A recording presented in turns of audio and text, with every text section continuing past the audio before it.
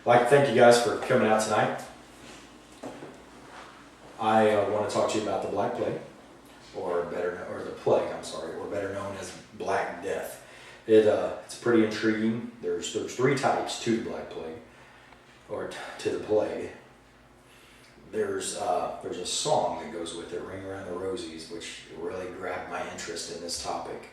And I want to discuss a little bit about how the damage it did on Europe during this time frame.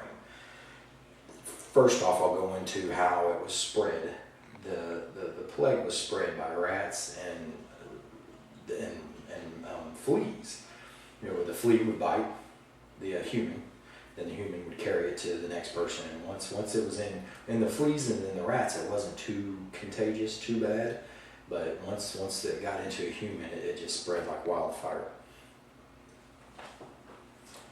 There's three types of plague: bubonic, pneumonic, and septicemic.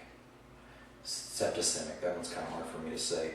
But bubonic is the most known plague. It's the one where you would get a red sore, is where it would start off. Then it would eventually turn black, and you would have numerous of them throughout your body, on your neck, and then eventually it would take your life.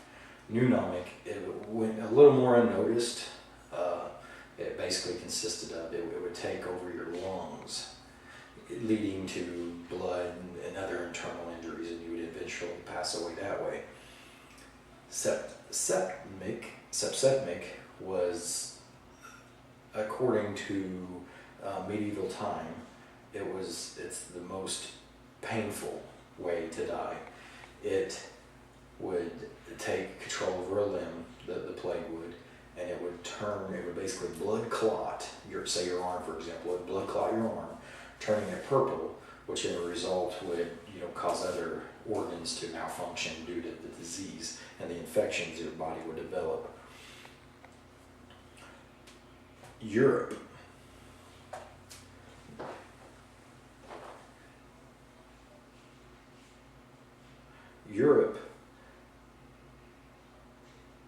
had, between the years of 1347 and 1350, had 75 million people. And due to this disease, according to middleage.net, according to this disease, within that 5-year span, took the lives of 25 million people. And for example, this is how fast it spread. In 1939, all the Islam countries had been hit by the plague in the cities. And in this side of these cities, 1,000 people died every day. This is in accordance to the Black Death, natural and human disaster of medieval. Also, I found a lot of this through suit101.com. Very interesting website. Now I'd like to go into the Ring Around the Rosies. I'm going to break it down to you. Ring Around the Rosies, it referred to the red mark. Supposedly it was the first sign of the infection. Then pocketful of posies referred to satchels or herbs carried that warded off the infection. They would carry them in their pockets, on their body, however, and it's supposed to keep the infection away.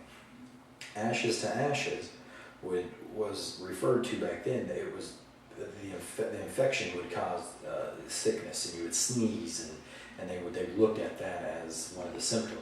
You start sneezing, it would wear people off, and that's how they went from a chew into ashes, turning it into the song.